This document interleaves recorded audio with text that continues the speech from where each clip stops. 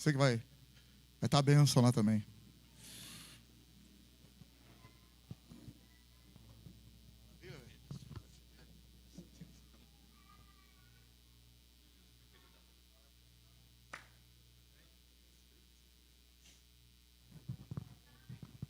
Glória a Deus. Bom dia, paz do Senhor Jesus a todos, amém? Deus é bom, sua misericórdia dura para sempre. Glória a Deus. Louvado seja o nome do Senhor. Glória a Deus.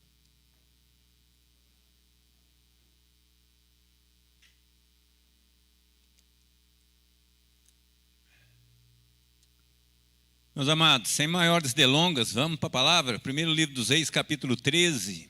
Glória a Deus, aleluia. Primeiro livro dos Reis, capítulo 13. Glória a Deus.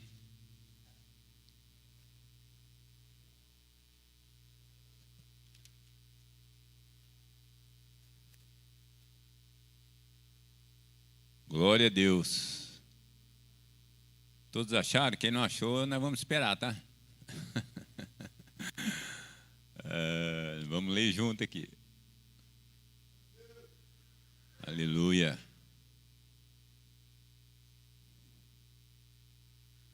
Glória a Deus. Vamos lá. Primeiro livro dos Reis, capítulo 13. Vou ler do versículo 1 até o versículo 10, por enquanto. Está escrito assim, ó. E eis que por ordem do Senhor, um homem de Deus veio de Judá a Betel, e Jeroboão estava junto ao altar para queimar incenso. E clamou contra o altar com a palavra do Senhor e disse: Altar, altar, assim diz o Senhor, eis que um filho nascerá à casa de Davi, cujo nome será Josias, o qual sacrificará sobre ti os sacerdotes dos altos que queimam sobre ti incenso, e ossos de homens se queimarão sobre ti. E deu naquele mesmo dia um sinal, dizendo: Este é o sinal de que o Senhor falou. Eis que o altar se fenderá, e a cinza que nele está se derramará. Sucedeu, pois, que ouvindo o rei a palavra do homem de Deus que clamou contra o altar de Betel, Jeroboão estendeu a mão de sobre o altar, dizendo: Pegai nele. Mas a mão que estendera contra ele se secou, e não a podia tornar a trazer a si. E o altar se fendeu, e a cinza se derramou do altar, segundo o sinal que o homem de Deus apontara pela palavra do Senhor. Então respondeu o rei e disse ao homem de Deus: Ora a face do Senhor teu Deus, e roga por mim, para que a minha mão se me restitua. Então o homem de Deus orou a face do Senhor, e a mão do rei se restituiu e ficou como dantes. E o rei disse ao homem de Deus: Vem comigo à minha casa e conforta-te, e dar-te-ei um presente.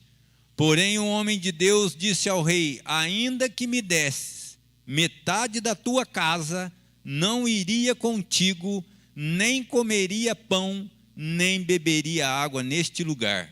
Porque assim me ordenou o Senhor pela sua palavra, dizendo: Não comerás pão, nem beberás água, e não voltarás pelo caminho por onde foste. E foi-se por outro caminho, e não voltou pelo caminho por onde viera a Betel. Pai querido, Pai amado, eis aqui a tua maravilhosíssima palavra, e aqui também o nosso coração receptivo a receber do Senhor, para sermos fortalecidos pelo poder que existe na tua palavra, pois assim está escrito que ela é viva, eficaz e não volta vazia. Desde já eu te agradeço, Pai, em nome do Senhor Jesus, amém, glória a Deus e aleluia. Pode sentar, irmãos. Descansa.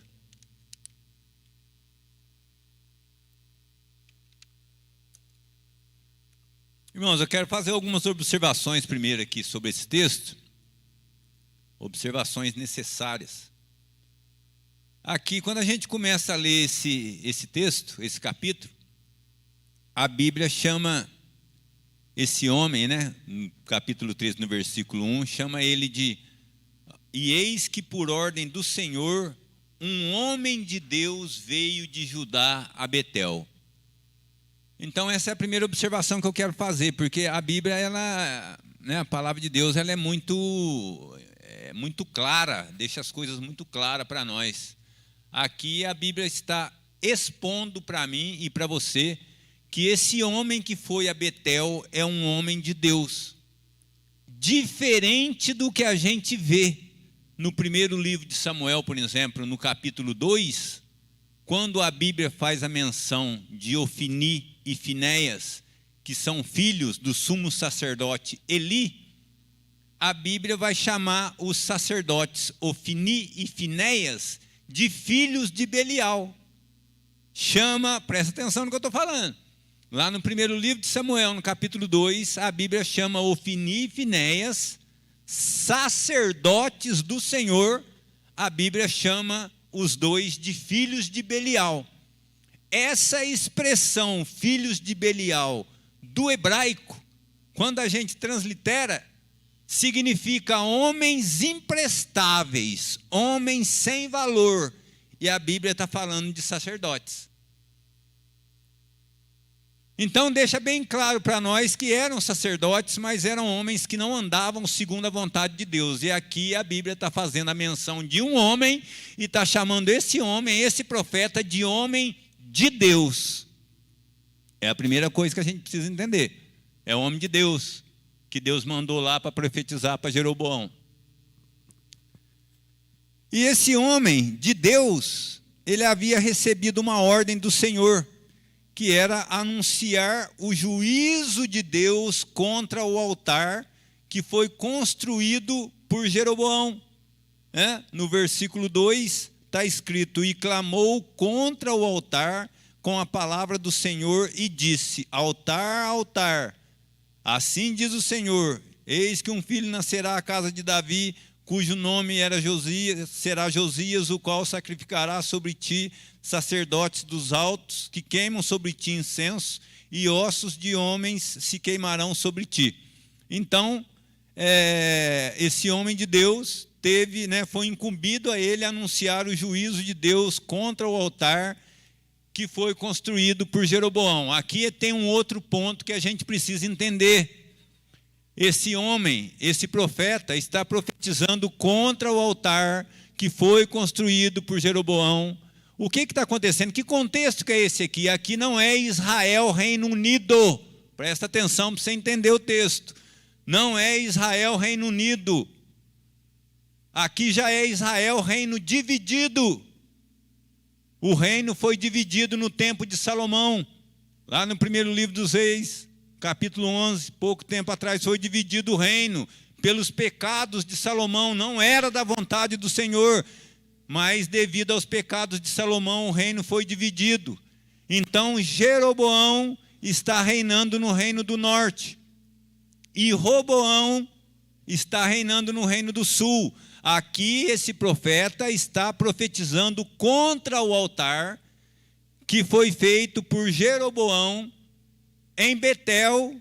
Um altar foi feito em Betel, foi colocado um bezerro de ouro em Betel e um bezerro de ouro na cidade de Dan. Estrategicamente, Jeroboão fez isso para que o povo de Deus não descesse para o reino do sul, para Judá, para adorar ao Senhor anualmente, como costumeiramente o povo de Deus fazia, com medo do povo descer para Judá e não voltar mais para cima, para o reino do norte. Então, estrategicamente, ele fez esse bezerro de ouro, e isso que ele fez desagradou o Senhor, fazendo com que Deus mandasse esse homem de Deus lá para profetizar contra o altar. Agora, uma outra observação que eu quero fazer é que Jeroboão, quando você vai ler o texto, ele faz 2 altares. um altar na cidade de Dan e outro altar em Betel. Então, para você que estuda um pouco a Bíblia, você precisa entender que o altar que foi feito na cidade de Dan, o altar está ao norte do reino do norte, porque é cidade de Dan, não é tribo de Dan. Porque se você pegar o mapa e for ver aonde está a tribo de Dan está ao sul do reino do norte, quase ao lado, colado com Benjamim, na divisa de Jerusalém, a tribo de Dan. Mas a cidade de Dan, aonde foi feito o bezerro de ouro, está ao norte do reino do norte, lá em cima, porque na divisão das terras, quando Deus ordenou a Josué para dividir as terras que foi concebido a tribo de Dan, ficou pequena. Então foi permitido que eles conquistassem outros territórios, para eles terem uma extensão maior de terra. E quando isso foi concebido a eles, eles subiram. E em Juízes, capítulo 18, está escrito lá que eles conquistaram uma cidade chamada, no livro de Juízes, capítulo 18, essa cidade chama Lezém. Juízes 18, versículo 19, se eu não me engano. E em Josué capítulo 19, essa mesma cidade que se chama Lezém, lá no livro de Juízes, no livro de Josué vai se chamar Laís, mas é a mesma cidade, que está lá em cima, ao norte do reino do norte. E essa cidade, tanto Lezém no livro de Juízes, como Laís no livro de Josué 19, é a mesma cidade que foram conquistada pelos danitas, e eles deram o nome a esta cidade que está lá em cima de cidade de Dan. Então entenda bem, o bezerro foi feito lá na cidade de Dan e outro em Betel, que está na divisa com Jerusalém. Estrategicamente o rei fez isso para que o povo não adorasse a Deus em Jerusalém. Alguém entendeu?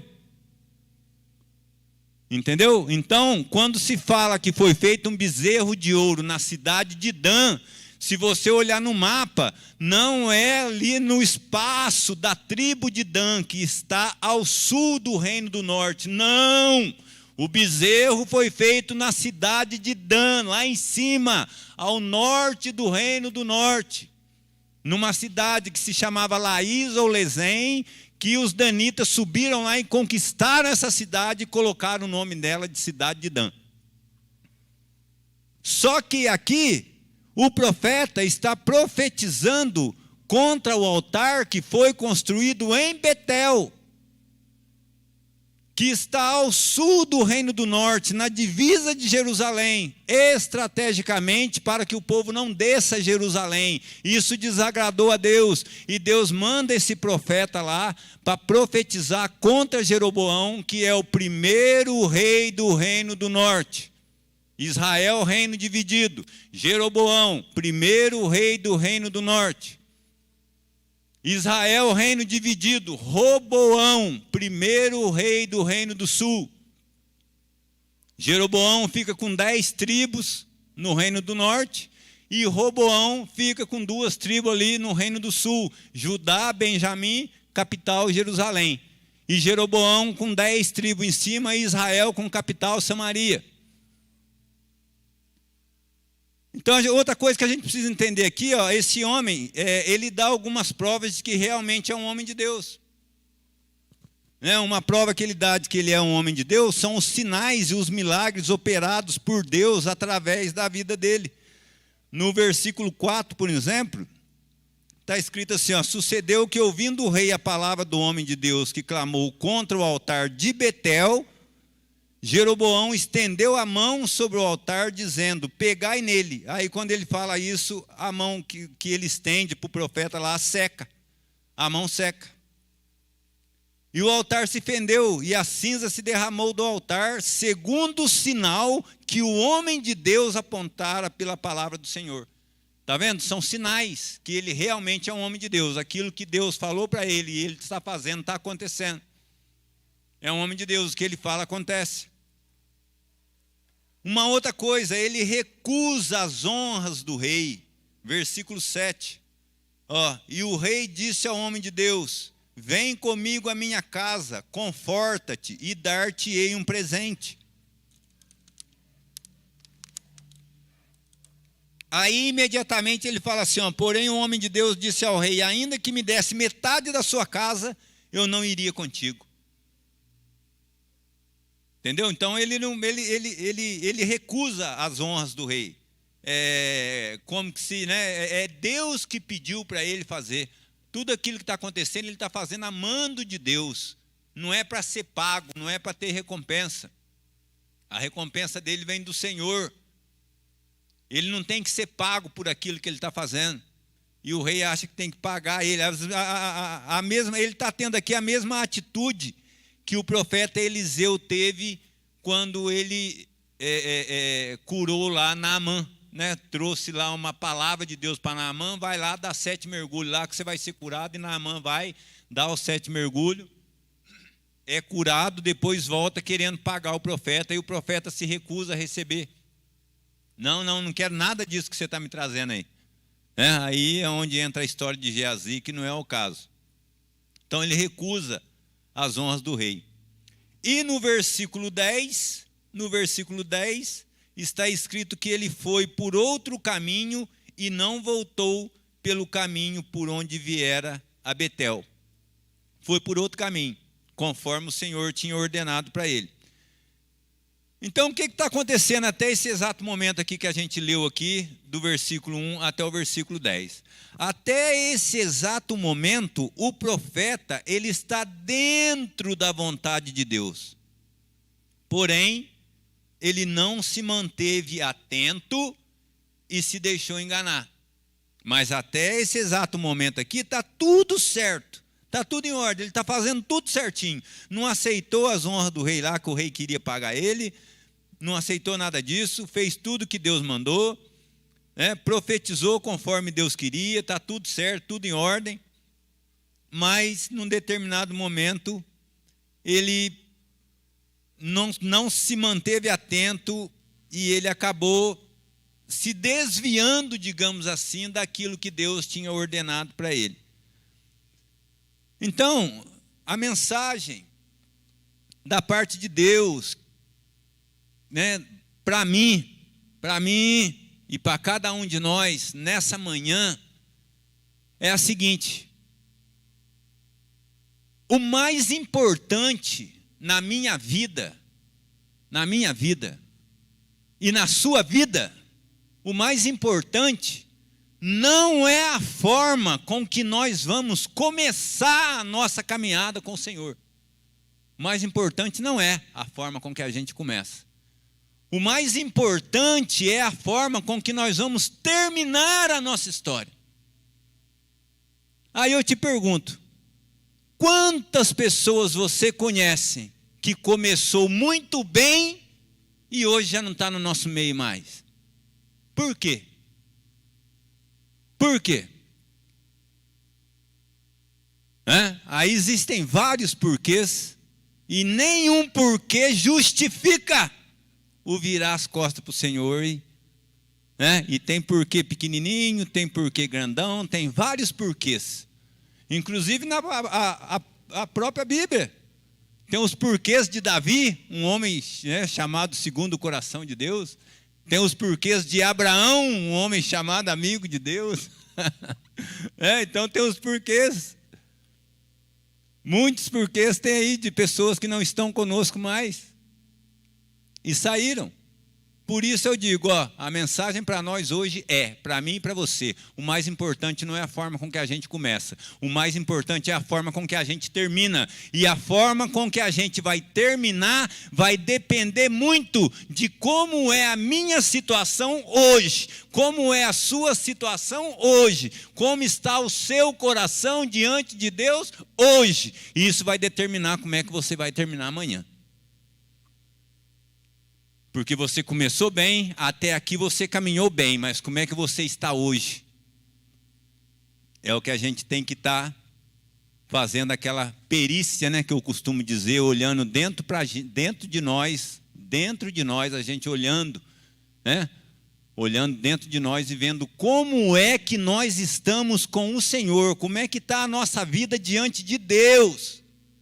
Irmãos, o fato do pastor me ver aqui, o fato do pastor te ver aqui, isso não quer dizer nada, igual ele mesmo citou aqui agora. Não é para ir para São José do Alegre, pastor, estou aqui, não é nada disso, irmão. Eu estou falando é da sua vida com Deus, do seu particular com Deus. Como é que está, como é que é? Existe isso? Existe esse relacionamento? Porque é isso que vai determinar o seu final. Porque o seu começo está muito bem, obrigado. Mas e o seu hoje, e o seu agora? Se o seu agora tiver mais ou menos, está propício a esse mais ou menos amanhã ficar mais para menos do que para mais. Então a gente precisa olhar e ver isso, ver como é que nós estamos. Existe um relacionamento ou a gente está apenas envolvido com as coisas de Deus? Porque existe também essa questão. Ou existe o envolvimento e existe o comprometimento. Aí tem essa pergunta: você está envolvido com as coisas de Deus ou está comprometido com as coisas de Deus?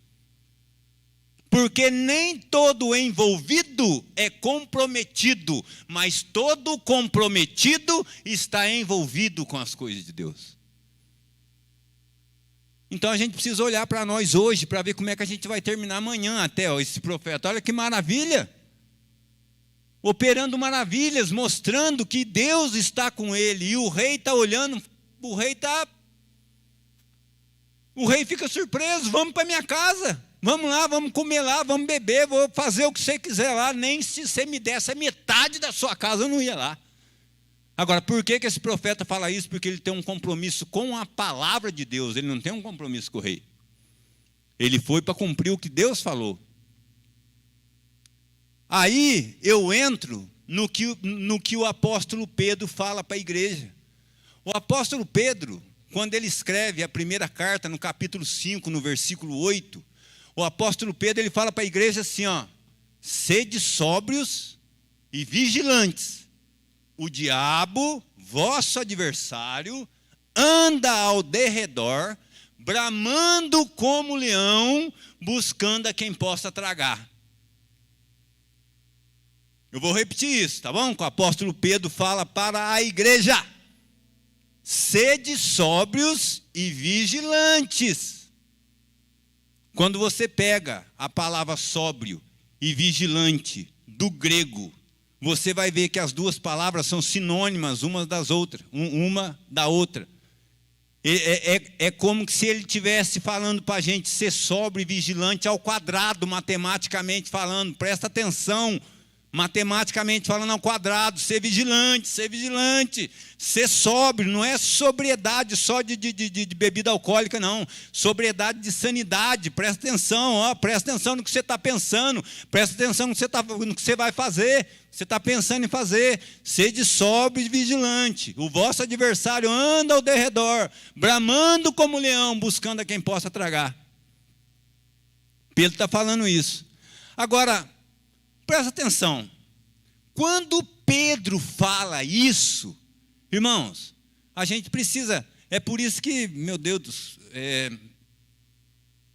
toda vez que Deus, igual Josué, por exemplo, a gente lê a Bíblia por ler, a leitura normal, parece que o negócio não surte efeito.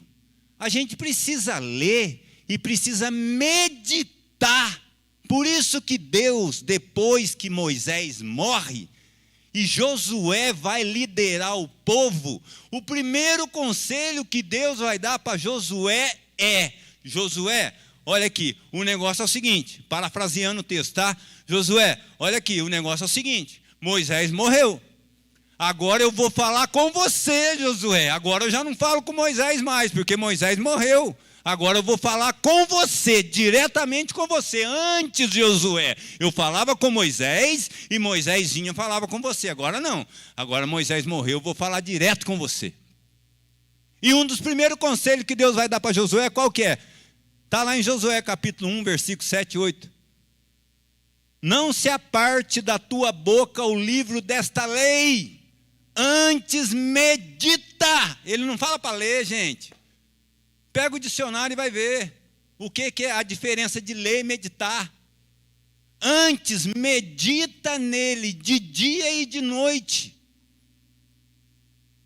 Agora, para que meditar nele de dia e de noite? Para quê? Para que você se conduza com prudência por onde quer que você andar. Então não é somente a leitura, não é somente o grafo, não é somente o literal, não, é pegar o grafo, pegar o literal e meditar naquilo que a gente está lendo para a gente poder entender. Aí eu volto lá no Pedro. Quando Pedro fala isso, você precisa pegar o que Pedro está me falando e o que Pedro está te falando e falar assim, engraçado, por que Pedro está falando isso? Sabe por quê? Sabe por que Pedro está falando isso? Porque ele tem autoridade para falar isso. Aí eu te pergunto, sabe por que ele tem autoridade para falar isso? Porque lá atrás, na vida dele, isso fez muita diferença. Quando Pedro fala sede sóbrios e vigilantes, porque lá atrás faltou muito para ele. Faltou muito para ele. Quer exemplo?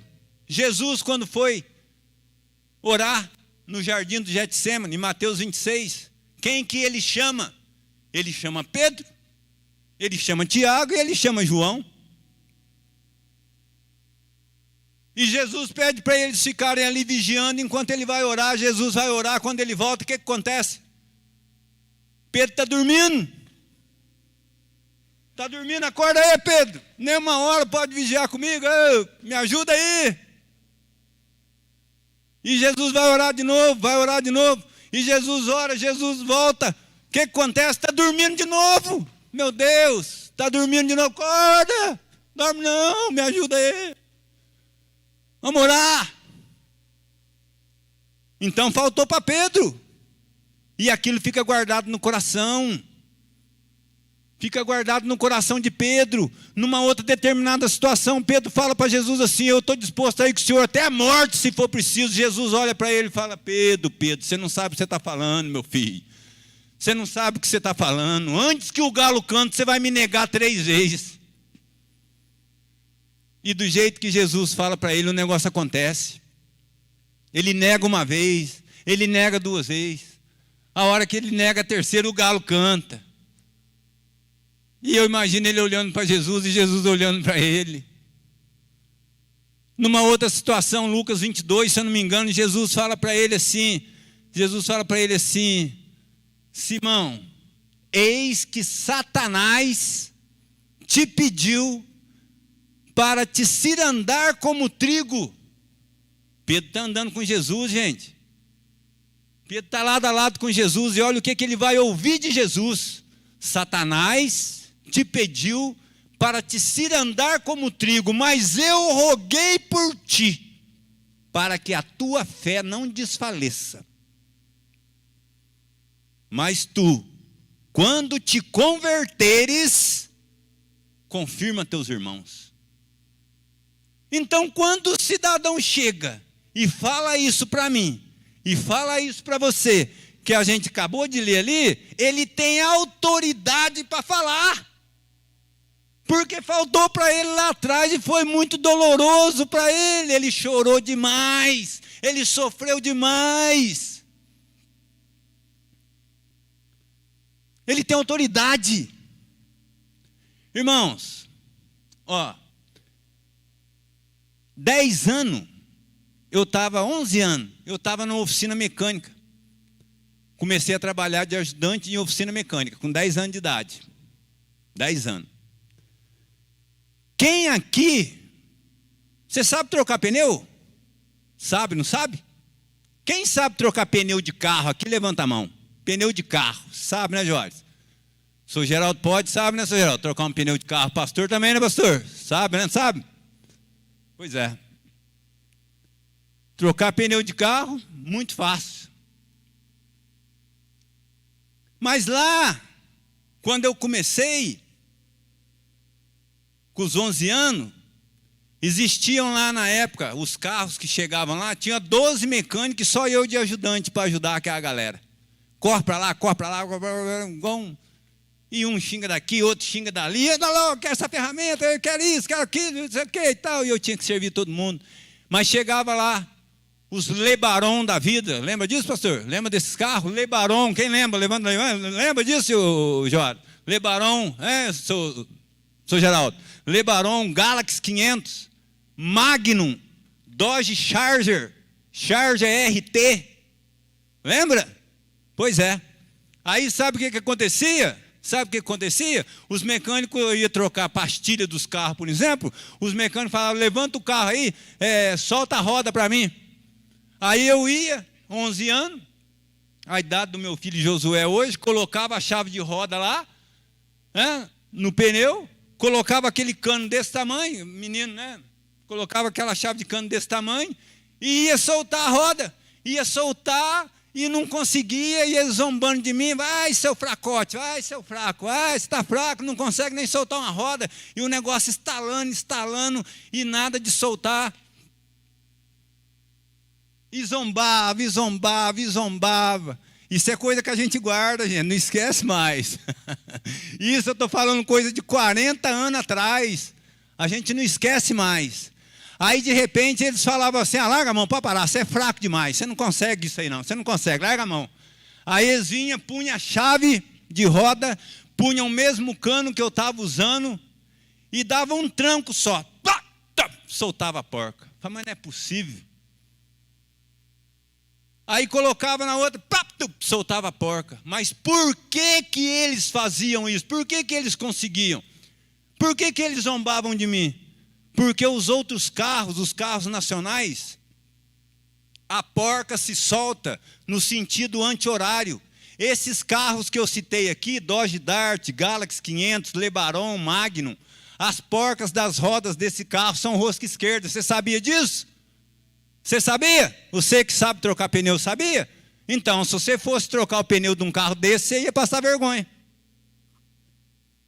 Você ia passar vergonha, porque você ia achar que estava soltando e está apertando.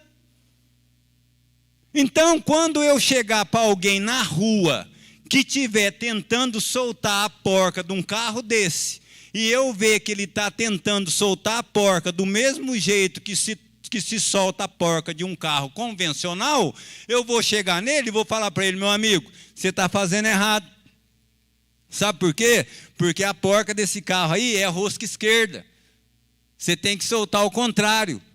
Então eu tenho autoridade naquilo que eu estou falando para ele, porque há 40 anos atrás eu passei vergonha e chorei no banheiro por causa de zombaria dos outros mecânicos em cima de mim.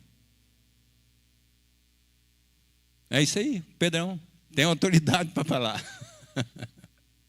Entendeu? Você sabia que era rosca esquerda, Jorge? Sabia? Pelo menos o Jorge sabia. Entendeu? Mas aqui ele tem autoridade para falar para nós. Tem autoridade para falar. Sede sóbrios e vigilante. Por quê? Porque Pedro passou por isso tudo. Agora, a gente voltando aqui, no texto do profeta, o profeta até aqui, onde a gente leu aqui, foi-se por outro caminho, né, e voltou pelo caminho por onde viera Betel. Tá. Aí, olha o versículo 11, a partir do versículo 11, o que acontece? Olha a situação que esse profeta vai viver no capítulo, a partir do versículo 11 do mesmo capítulo. Primeiro livro dos Reis, capítulo 13, versículo 11. Olha aqui.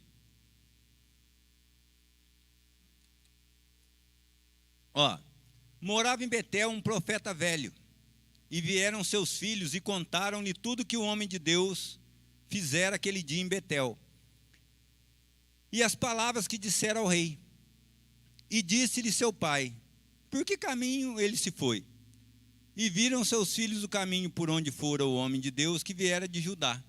Então disse a seus filhos, albardai-me um jumento. E albardaram-lhe o jumento, e ele montou. E foi-se após o homem de Deus, e achou o homem de Deus assentado debaixo de um carvalho, e disse-lhe: És tu o homem de Deus que veio de Judá? E ele disse: Eu sou. Então lhe disse: Vem comigo à minha casa e come pão. Porém ele disse: Não posso voltar contigo, nem entrarei contigo, nem tampouco comerei pão, nem beberei contigo água neste lugar, porque me foi mandado pela palavra do Senhor: ali nem comerás pão, nem beberás água, nem tornarás a ir pelo caminho por que foste. Ao versículo 18: E ele lhe disse, ele quem? O profeta velho. E ele lhe disse: Também eu sou profeta como tu. E um anjo me falou pela palavra do Senhor, dizendo: Faze-o voltar contigo à tua casa, para que coma pão e beba água. Aí está entre parênteses assim, porém mentiu-lhe. Irmãos, olha aqui, empaticamente, viva a situação desse profeta novo.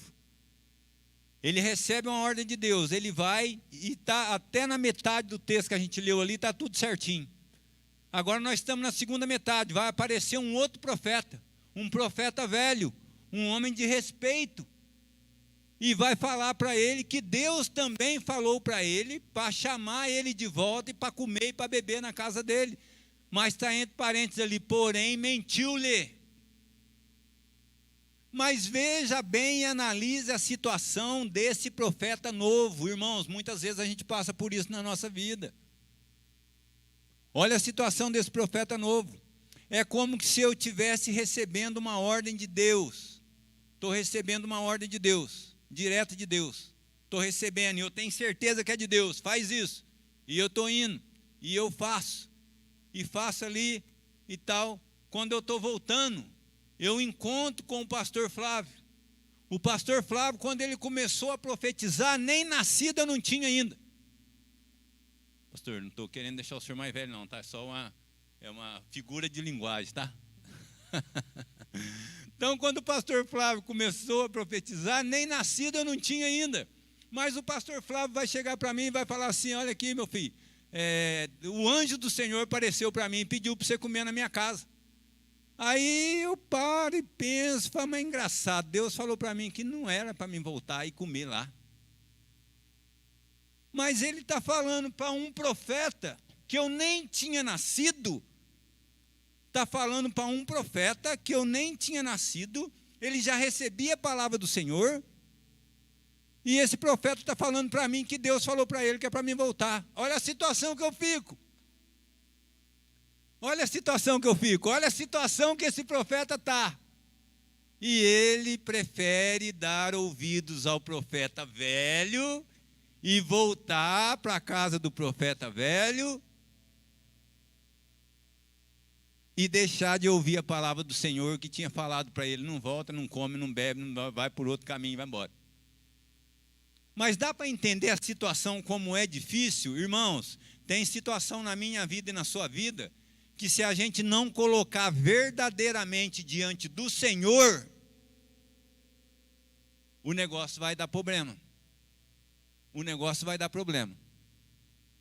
Porque uma situação dessa não é uma situação qualquer, não é uma situação fácil de resolver. Está vendo um exemplo simples que eu estou dando aqui? Que exemplo simples para a gente poder entender?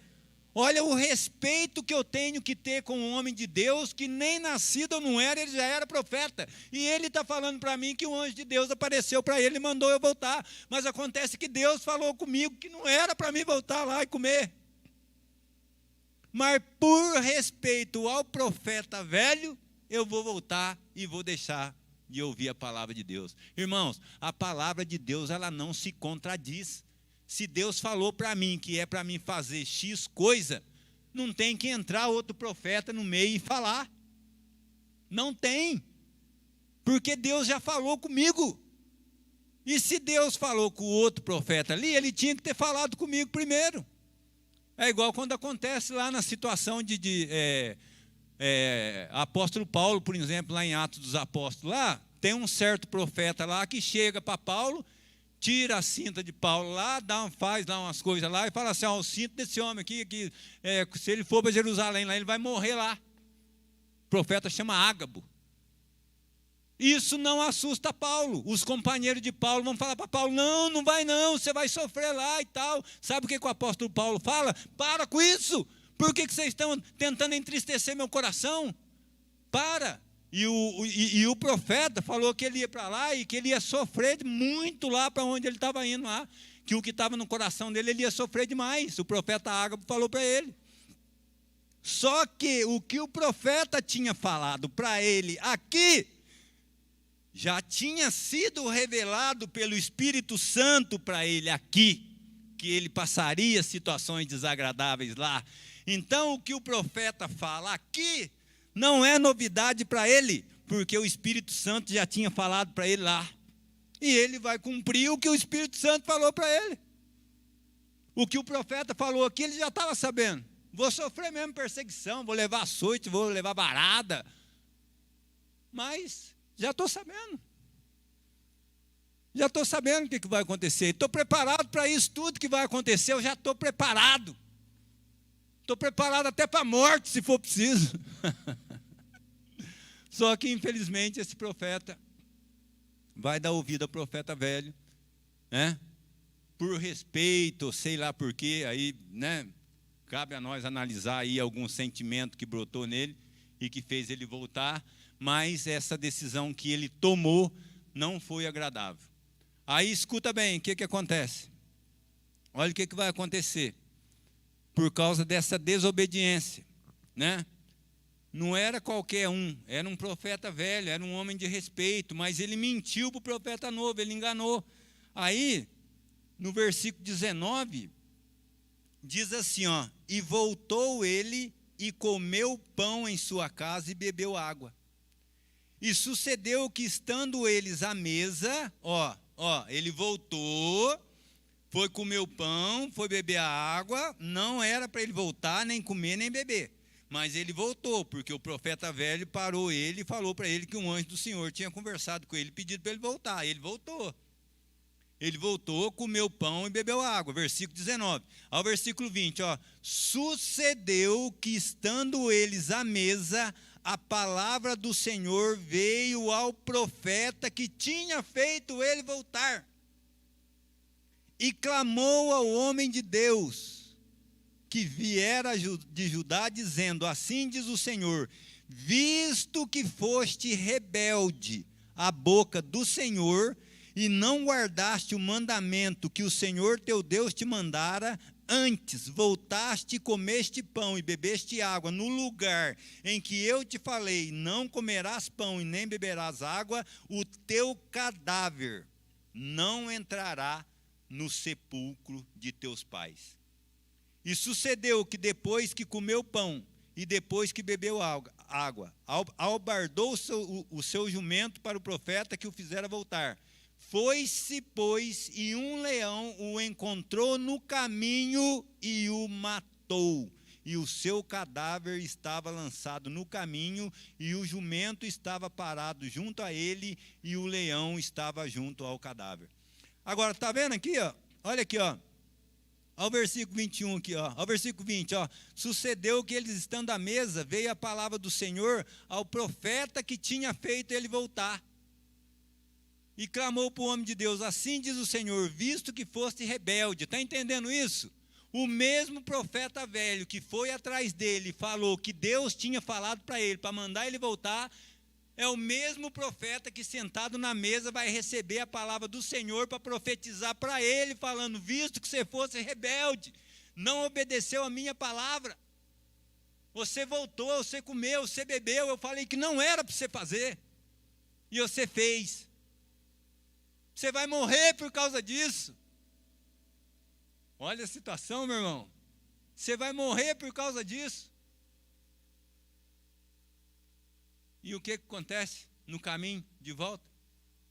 Foi-se, pois, e um leão o encontrou no caminho e o matou, e o seu cadáver estava lançado no caminho, e o jumento parado junto a ele, e o leão estava junto ao cadáver. Matou ele, mas não matou o jumento. Matou ele, mas não matou o jumento. Por quê? Porque desobedeceu a palavra do Senhor. Agora, enxergue a situação complicada que esse homem passou. Agora, eu quero trazer à luz a mensagem que eu falei há poucos minutos atrás. O mais importante não é a forma com que a gente começa. O mais importante é a forma com que a gente termina. E o que determinou o fim desse profeta novo não foi o seu começo. O seu começo foi muito bem, obrigado. Ele obedeceu tudo o que Deus falou. Mas acontece que no meio, ele ouviu coisas, ele ouviu uma outra situação que fez com que ele se desviasse daquilo que Deus tinha falado para ele. E ao invés dele continuar seguindo aquilo que Deus falou, ele volta para trás. E quando ele volta para trás, ele se perde. Então o mais importante não é a forma com que começa. O mais importante é a forma com que vai se terminar. Porque se ele tivesse dado ouvido à voz do Senhor, ele teria continuado o seu caminho, teria cumprido o que Deus falou e não teria passado por nada disso, não teria morrido. Quer um exemplo?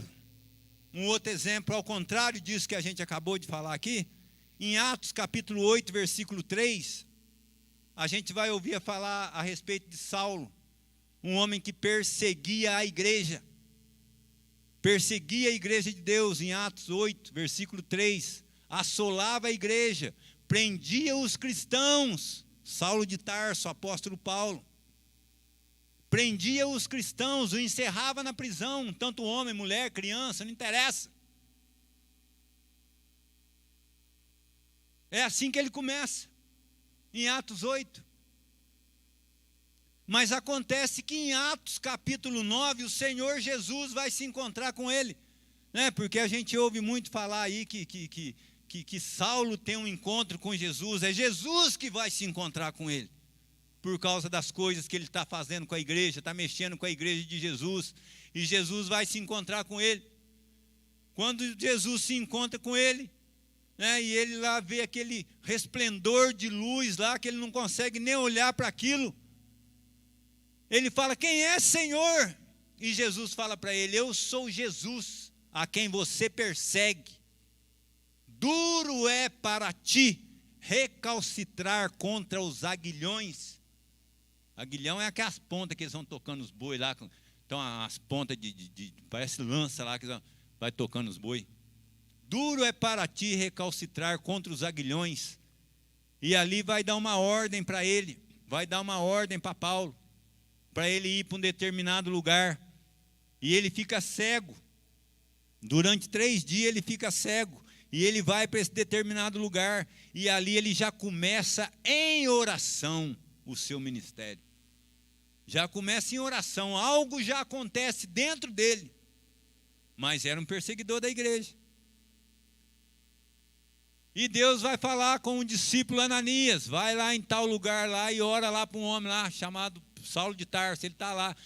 E o discípulo Ananias fala assim: Senhor, mas não é aquele que é perseguidor da igreja, não é aquele que prende os cristãos, mata os cristãos e consente na morte dos cristãos? É esse um que o Senhor está falando para mim lá orar por ele? Ó, fazendo acepção. É esse um que o Senhor quer? É esse? E ele recebe a ordem: é esse. Você olha ele dessa forma, mas para mim ele é um vaso escolhido e vai fazer a minha vontade. E o discípulo Ananias vai, ora por ele, as escamas dos seus olhos caem, e daquele momento em diante, ele nunca mais é o mesmo homem. Nunca mais é o mesmo homem. Então ele começa mal, um perseguidor da igreja, só que quando ele se encontra com Jesus, ele recebe revelações da parte do Senhor. Não vou entrar por esse lado, a gente vai lá no livro de Gálatas, a gente vê narrado isso. Ele recebe revelações da parte do Senhor. Ele fica um tempo fora estudando as escrituras ali, ele já era um mestre na escritura, foi criado aos pés de Gamaliel. Gamaliel era um fariseu, doutor da lei, venerado por todos. E o apóstolo Paulo foi criado aos pés desse homem.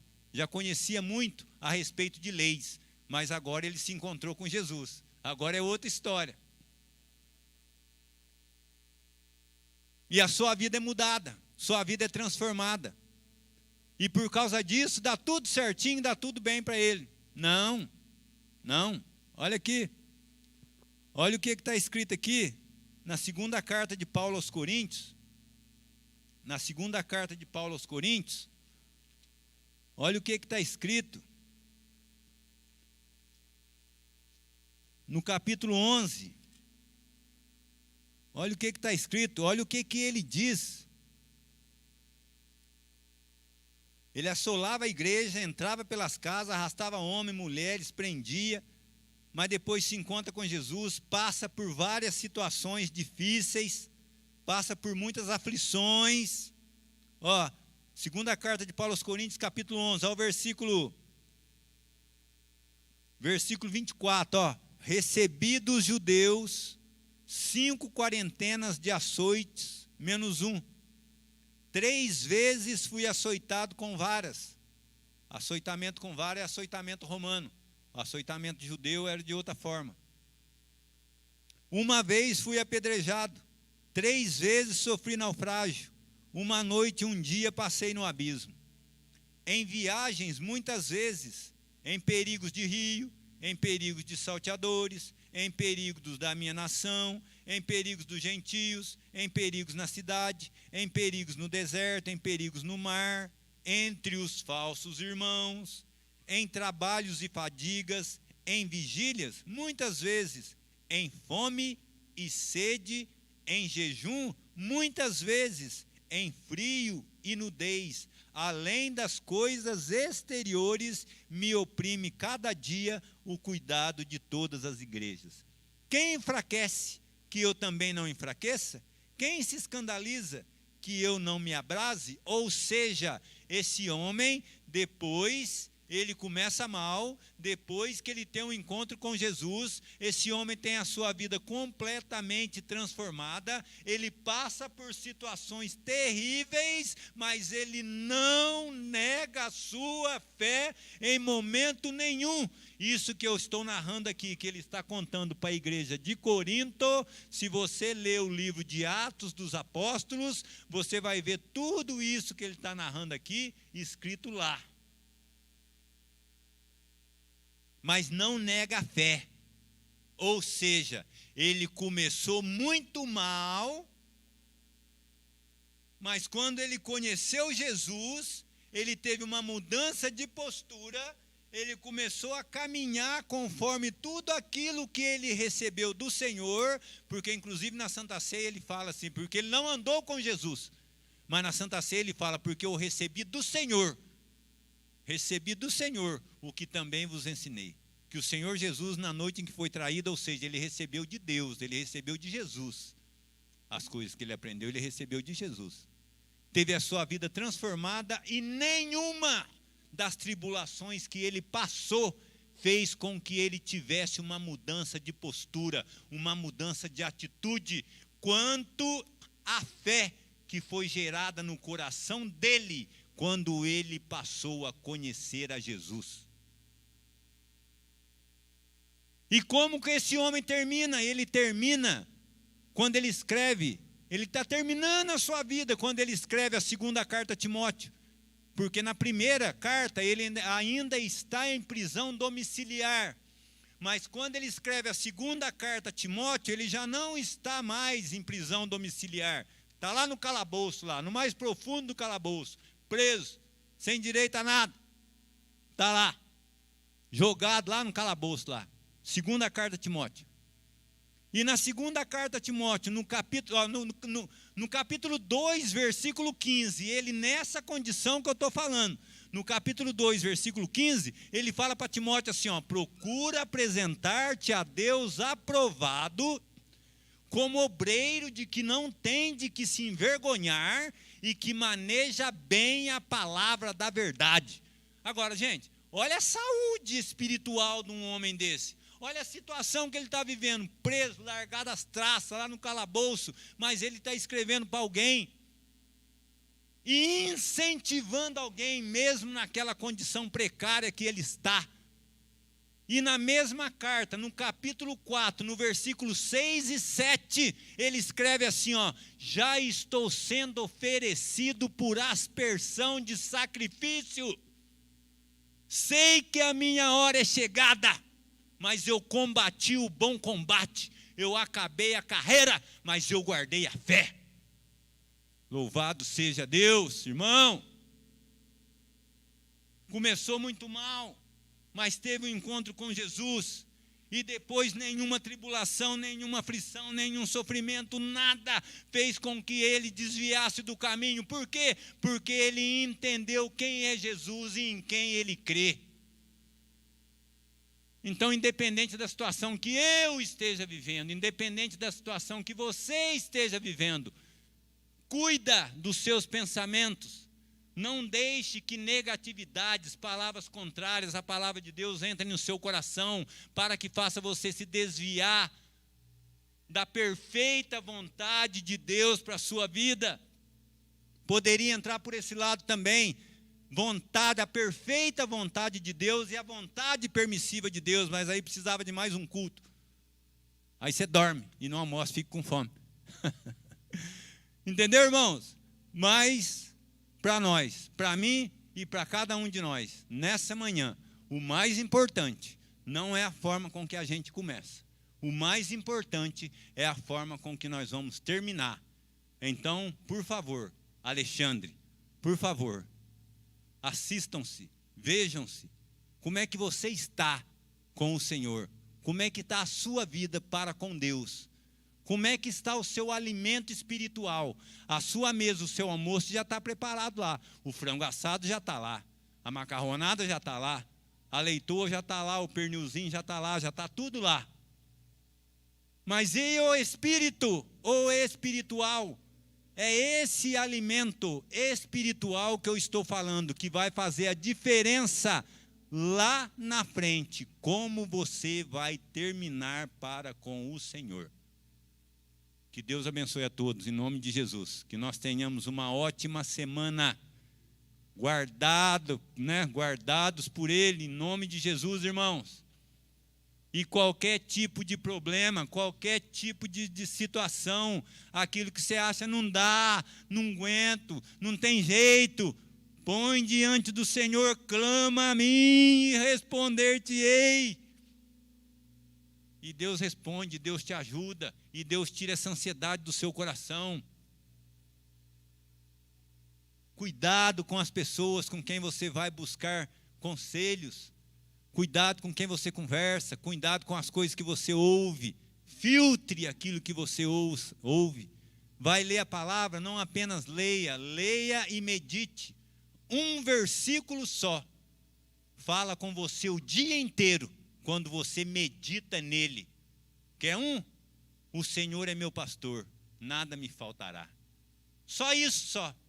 Pensa nisso o dia inteiro, medita nisso o dia inteiro e veja se realmente, com as suas atitudes, com tudo que você está fazendo, se o Senhor realmente é seu pastor. Deus abençoe, em nome de Jesus.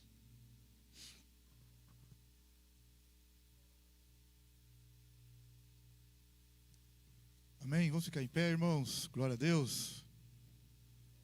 Você que precisa de oração, se quiser vir na frente, eu vou estar orando por você. Se você quiser que a